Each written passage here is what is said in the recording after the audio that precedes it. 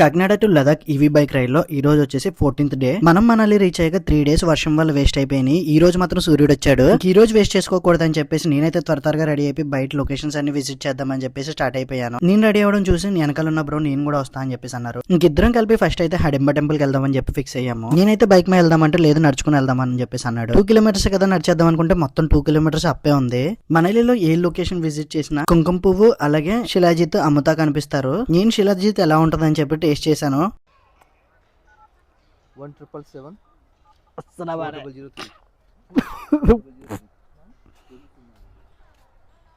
ఎలా తింటారు అయ్యే ఇది అస్సలు బాగాలేదు, నిజం చెప్తున్నా అస్సలు బాగాలేదు.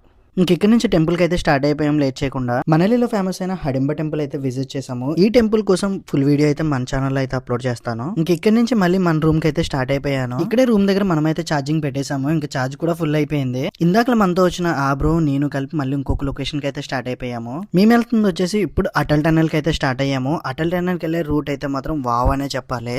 మనాలి నుంచి అటల్ టనల్ వెళ్లే రూట్ మొత్తం అంతా ఆఫ్ రోడింగ్ అలాగే ఘాట్ రోడ్ అలాగే ల్యాండ్ స్లైడింగ్స్ కూడా ఉంటాయి. మొత్తం 24 kilometers లోనే మొత్తం ఈ 3 అయితే మనం దాటాలి. ఈ 3 దాటడానికి అయితే మన వాళ్ళ అయితే సగం చచ్చిపోయిందనే చెప్పాలి. ఇంక ఇవన్నీ దాటేసి మనం అనుకున్న లొకేషన్ అటల్ టనల్ కి అయితే రీచ్ అయిపోయాము. ఇక్కడ రీచ్ అయిపోయాక ఆర్మీ వాళ్ళు చెప్పిన దానికైతే నా ఫ్యూజులు అయితే ఎగిరిపోయినాయి. ఏంటన్నది నెక్స్ట్ రీల్ లో చెప్తాను. ఇంకా మన పేజ్ ఎవరైనా ఫాలో చేయకపోతే ఇప్పుడే ఫాలో చేసేయండి.